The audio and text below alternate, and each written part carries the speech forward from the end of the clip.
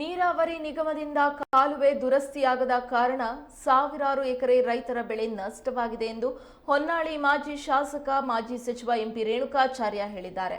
ಇಂದು ಕರ್ನಾಟಕ ನೀರಾವರಿ ನಿಗಮ ತುಂಗಾ ಮೇಲ್ದಂಡೆ ಯೋಜನೆ ಮುಖ್ಯ ಇಂಜಿನಿಯರ್ ಕಚೇರಿಗೆ ಭೇಟಿ ನೀಡಿ ಭದ್ರಾ ಕಾಲುವೆಗೆ ಸಂಬಂಧಿಸಿದಂತೆ ಕಾಲುವೆಯಲ್ಲಿ ಹಲವೆಡೆ ಬಿರುಕು ಬಿಟ್ಟಿದ್ದು ಕೆಲವು ಕಡೆ ಕಾಲುವೆ ಸಂಪೂರ್ಣ ನಾಶವಾಗಿದೆ. ನಾವು ಇಂದು ಸಾವಿರಾರು ರೈತರೊಂದಿಗೆ ಮುತ್ತಿಗೆ ಹಾಕಲು ಮುಂದಾಗಿದ್ದೆವು. ಆದರೆ ಭದ್ರಾ ಮುಖ್ಯ ಇಂಜಿನಿಯರ್ ನಮಗೆ ಮಂಗಳವಾರದೊಳಗೆ ನೀರು ಬಿಡುವ ಹಾಗೂ ಕಾಲುವೆ ದುರಸ್ತಿಯ ಬಗ್ಗೆ ಭರವಸೆ ಕೊಟ್ಟಿದ್ದರಿಂದ ಮುತ್ತಿಗೆ ಕಾರ್ಯಕ್ರಮ ಮುಂದೂಡಿದ್ದೇವೆ ಎಂದಿದ್ದಾರೆ. ಕಾಲುವೆ ದುರಸ್ತಿಗೆ ಸಂಬಂಧಿಸಿದಂತೆ ಹಾಗೂ ನೀರಾವರಿ ರೈತರಿಗೆ ನೀಡಲು ಇರುವ ತೊಡಕುಗಳ ಬಗ್ಗೆ ಅಧಿಕಾರಿಗಳಿಂದ ಮಾಹಿತಿ ಪಡೆದ ಎಂಪಿ ರೇಣುಕಾಚಾರ್ಯ ಅಧಿಕಾರಿಗಳಿಗೆ ಖಡಕ್ ಎಚ್ಚರಿಕೆ ನೀಡಿದ್ದಾರೆ. ಸರ್ಕಾರ ಪಾಪರೆದ್ದಿದೆ. ಗುತ್ತಿಗೆದಾರರಿಗೆ 5,500 ಕೋಟಿ ರೂಪಾಯಿ ನೀರಾವರಿ ನಿಗಮವೊಂದರಲ್ಲೇ ಬಾಕಿ ಇದೆ. ಇನ್ನು ನೀರಾವರಿ 4 ನಿಗಮಗಳಿವೆ. ಎಲ್ಲೂ ಕೂಡ ಕೆಲಸವಾಗ್ತಿಲ್ಲ. ಗುತ್ತಿಗೆದಾರರು ಯಾರು ಕೂಡ ಮುಂದೆ ಬರ್ತಾ ಇಲ್ಲ. ಅತಿವೃಷ್ಟಿ ಸಂದರ್ಭದಲ್ಲಿ ತಮ್ಮ ಕೈಯಿಂದ ಹಣ ಹಾಕಿದ ಗುತ್ತಿಗೆದಾರರಿಗೆ 8 ತಿಂಗಳಾದರೂ ಕಾಮಗಾರಿ ಮುಗದಿದ್ದರೂ ಕೂಡ ಹಣ ನೀಡಿಲ್ಲ. ಟೆಂಡರ್ ಪ್ರಕ್ರಿಯೆ ಆಗಿದೆ ಎಂದು ಸುಳ್ಳು ಹೇಳಬೇಡಿ. ನಿಮ್ಮಲ್ಲಿ ಹಣವೇ ಇಲ್ಲ, ತಪ್ಪು ಮಾಹಿತಿ ನೀಡಬೇಡಿ. ಮಂಗಳವಾರದೊಳಗೆ ನೀವು ಕೆಲಸ ಮುಗಿಸಿ ನೀರು ಬಿಡದಿದ್ರೆ ದೊಡ್ಡ ಮಟ್ಟದ ಪ್ರತಿಭಟನೆ ಮಾಡೋದಾಗಿ ಎಚ್ಚರಿಕೆ ನೀಡಿದ್ದಾರೆ.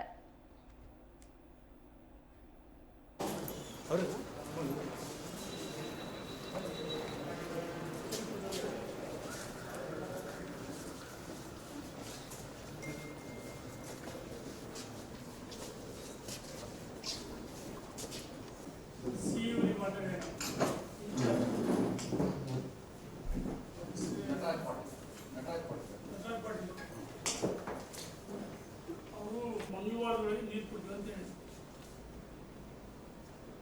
ಹಾಗಾಗಿ ನಾವು ರೈತರಿಗೆ ಇವತ್ತು ಏನು ಕೇಳಿದ್ರಪ್ಪ ನೋಡೋ ಅಂತ ಹೇಳಿದ್ದೀವಿ. ಅಲ್ಲಿ ಈಗಾಗಲೇ ಸಾವಿರಾರು ಎಕರೆ ಒಣಗ್ತಾ ಇದೆ. ಆಯ್ತಾ, ನಾವು ಮೊನ್ನೆ ಸ್ಪಾಟ್ ಇದ್ದು ಬೇರೆ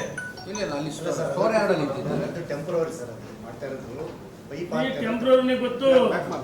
ನಮ್ಮ ಹತ್ರ ಏನು ಹೇಳಿದ್ರು, ಪೈಪ್ ಹೌದು ಬೋಳ್ತಿದ್ರೆ ಅನುದಾನ ಯಾವ ಕೊಟ್ಟರು, ಮೊನ್ನೆನೇ ಕೊಟ್ಟರು. ಕೊಟ್ಟ ಮೇಲೆ ಕೆಲಸ ಶುರು ಮಾಡಿದ್ರು. ನೆಕ್ಸ್ಟ್ ಮೂವ್ಮೆಂಟ್ ಆದರೆ ಚಾನಲ್ಗೆ ನಮ್ಮ ಅಸಿಸ್ಟೆಂಟ್ ಇಂಜಿನಿಯರ್ ಒಬ್ರು ಇದ್ದಾರೆ, ಮತ್ತೆ ಅವ್ರು ಯಾರು ನೋಡಿಲ್ವ ಅದನ್ನ? ಇದುವರೆಗೂ ನೋಡಿಲ್ಲ ರೀ. ಸುಮ್ಮನೆ ಅಂಥವು ಇನ್ನೂ 50 ಬ್ರಿಡ್ಜ್ ಆಗುತ್ತೆ. ಅದು ನೀವು ಸರ್ಕಾರಕ್ಕೆ ನೀವು ಎಸ್ಟಿಮೇಟ್ ಮಾಡಿ ತರಿಸ್ತಾರೆ ಚಾನಲ್. ನಿಮಗೆ ಹಿಂದೂ ತಪ್ಪಲ್ಲ, ಯಾವ ತಪ್ಪಲ್ಲ. ಆದರೆ ಪ್ರಸ್ತುತ ಸರ್ಕಾರ ದುಡ್ಡೇ ಇಲ್ಲ. ಈಗ ಯಾವ ಎಷ್ಟು ಟೆಂಡರ್ ಕರೆದ ಇವಾಗ ಈ ಮಂತೊಳಗೆ ಮುಗಿಸ್ಬಿಟ್ಟು ಇಮಿಡಿಯೇಟ್ ಆಗಿ ಅದಕ್ಕೆ ಗ್ರ್ಯಾಂಟ್ ಹೆಂಗೂ ಇದೆ ಸರ್, 2 crores ಇನ್ನೂ ಅಡಿಷನಲ್ ಆಗ್ಬೋದು. ಅದನ್ನು ಒಂದು ನಿಮಿಷ ಗ್ರ್ಯಾಂಟ್ ನೋಡ್ರಿ, ನನಗೆ ಮಾಹಿತಿ ಇದೆ. 2 ತಿಂಗಳೊಳಗೆ ಏನು ಡ್ಯಾಮೇಜ್ ಏನೋ ತಗೊಳ್ಳಲ್ಲ ಬಿಡಿ, ಅದನ್ನ ಚೇಂಜ್ ಮಾಡ್ತಾರೆ. ಎಲ್ಲ ಹಳೆವು ಹಾಕಿರೋ ಹಳೆವೇ ಅದು ಟೆಂಪ್ರವರಿ. ಈಗ ಟೆಂಪ್ರವರಿ ಸ್ಟ್ರಕ್ಚರಿಗೆ ಮಾಡ್ತಿರೋದು. ನಿಮಗೆ ಸಂಬಳ ಕೊಡಕ್ಕೆ ದುಡ್ಡಿಲ್ಲ ಸರ್ಕಾರದಾಗ. ನಿಮ್ಮ ವೆಹಿಕಲ್ಗಳು ಡೀಸೆಲ್ ಇಲ್ಲ, ನನಗೆ ಚೆನ್ನಾಗಿ ಗೊತ್ತು. ಪೇಪರ್ ಮೇಲೆ ನಾನು ಮಂಜೂರು ಮಾಡ್ತೀನಿ 2 ಕೋಟಿ ಅಂತಂದು. ಈಗ ಸುಮಾರು ಟೆಂಡರ್ ಕರೆದಿರಲ್ಲ. ಯಾರ ಟೆಂಡರ್ ಹಾಕ್ಯಾರೇನ್ರಿ?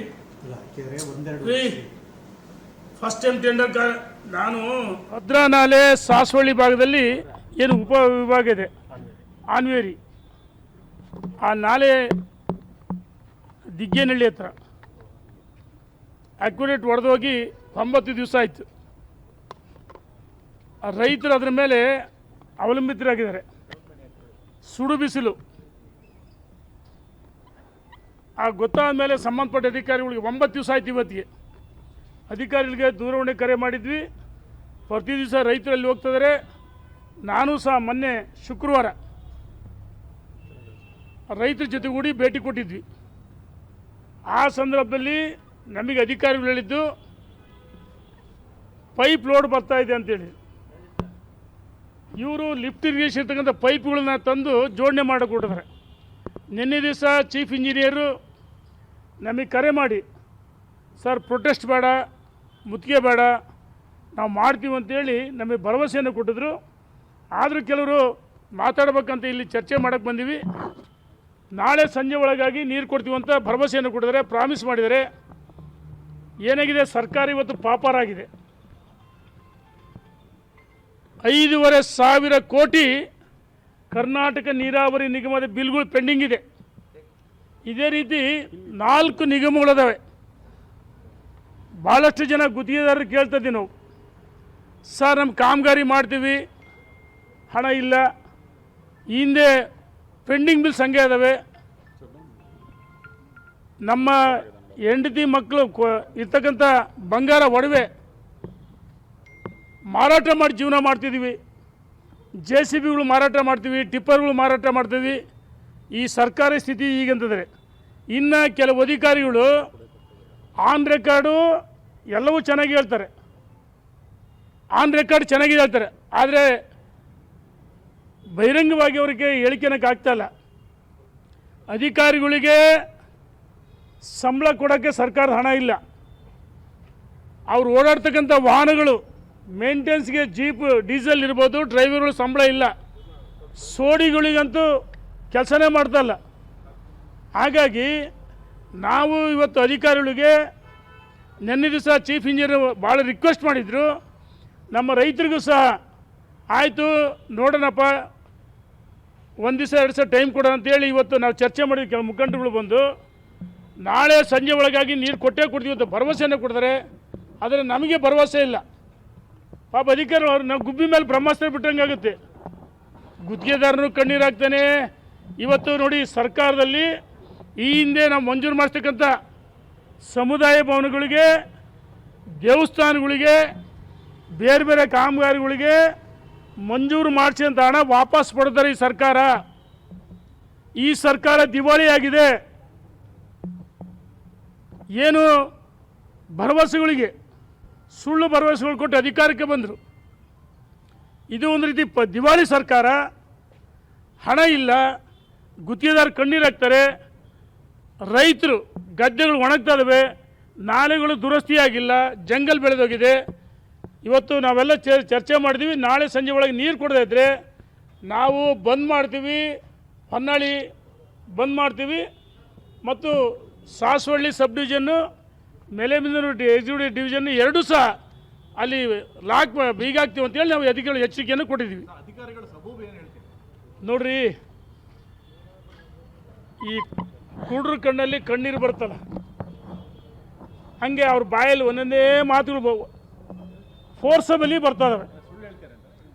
ಸುಳ್ಳು ಈಗ ಮೇಲಿಂದ ಹಣ ಇಲ್ಲ, ಪೇಪರ್ ಮೇಲೆ 21 ಲಕ್ಷ ಮಂಜೂರು ಮಾಡಿದ್ದಾರೆ, ಪೇಪರ್ ಮೇಲೆ ಮಂಜೂರು. ಆಗ ವಾಸ್ತವಾಂಶ ಆರ್ಥಿಕ ಇಲಾಖೆಯಿಂದ ಹಣ ಯಾವುದಕ್ಕೂ ಬಿಡುಗಡೆ ಆಗ್ತಾ ಇಲ್ಲ, ಹಣನೇ ಇಲ್ಲ ಸರ್ಕಾರದಾಗೆ, ಅಧಿಕಾರಿಗಳು ಸಂಬಳನೇ ಇಲ್ಲ. ಎದುರಿಗೆ ಈಗ ವಿಡಿಯೋ ಮಾಡ್ಕೊಳಕ್ಕಾರ ಆನ್ ರೆಕಾರ್ಡು ಎಲ್ಲವೂ ಹೇಳ್ತಾರೆ, ಆಫ್ ದ ರೆಕಾರ್ಡು ಏನೂ ಇಲ್ಲ, ಏನೂ ಸಿದ್ಧತೆ ಇಲ್ಲ. ನಮ್ಮ ಹತ್ರ ಹೇಳಿದ್ದೇನು, ಮೊನ್ನೆ ಗಲಾಟೆ ಮಾಡಿದಾಗ ಕಂಪ್ನಿಯಿಂದ ಲೋಡ್ ಬರ್ತಾಯಿದೆ, ಲೋಡ್ ಹೊರಟಿದೆ ಅಂತ ಹೇಳಿದ್ರು. ಆದರೆ ಅವರು ಸಾಸವಳ್ಳಿ ಏತ ನೀರಾವರಿಗೆ ಏನು ಮಾಡ್ತಿಲ್ಲ, ಆ ಪೈಪ್ಗಳನ್ನ ತಾತ್ಕಾಲಿಕವಾಗಿ ಜೋಡಣೆ ಮಾಡ್ತಿದ್ದಾರೆ ಅಷ್ಟೇ. ಆಯಿತು, ನಮಗೆ ರೈತರು ನೀರು ಬೇಕು, ರೈತರು ನೀರು ಬೇಕು, ಅದು ನಮ್ಮ ಬೇಡಿಕೆ. ಇವತ್ತು ಇವ್ರು ಹೇಳ್ತಕ್ಕಂಥ ನೋಡಿದರೆ ನಾಳೆ ನೀರು ಕೊಡೋದು ಕಷ್ಟ ಐತಿ. ಅಲ್ಲಿ 300 ಕ್ಯೂಸೆಕ್ಸ್ ನೀರು ಬೇಕು. 25,000 ಎಕರೆ ಬೆಳೆ ಒಣಗ್ತಾ ಇದೆ. ಆ ಭಾಗದಲ್ಲಿ 25,000 ಎಕರೆ ಭತ್ತ ನಾಟಿ ಹಾಕಿ ರೈತ ಏನು ಸಾಲ ಮಾಡಿ ಗೊಬ್ಬರ ಬೀಜ ಕೊನೆ ಹಂತಕ್ಕೆ ಬಂದಿದ್ದಾವೆ, ಅದು ಒಣಗ್ತಾ ಇದ್ದಾವೆ. ಹಾಗಾಗಿ ನಾವು ಒತ್ತಾಯ ಮಾಡ್ತೀವಿ, ಮತ್ತು ಸನ್ಮಾನ್ಯ DK ಶಿವಕುಮಾರ್ರಿಗೂ ಸಹ, ಉಪಮುಖ್ಯಮಂತ್ರಿಗಳಿಗೆ ಇಲ್ಲಿಯ ಪರಿಸ್ಥಿತಿ ಅವರಿಗೂ ನಾವು ಮೆಸೇಜು ಹಾಕಿದ್ವಿ. ನಾವು ತಕ್ಷಣ ನಮ್ಮ ರೈತ ನೀರು ಬೇಕು, ಕೊಡದೇ ಇದ್ದರೆ ಯಾವ ಹಂತದ ಹೋರಾಟಕ್ಕೂ ನಾವು ಸಿದ್ಧವಾಗಿದ್ದೀವಿ ಅಂತೇಳಿ ಸರ್ಕಾರಕ್ಕೆ ಎಚ್ಚರಿಕೆಯನ್ನು ಕೊಡ್ತಾ ಇದ್ದೀವಿ.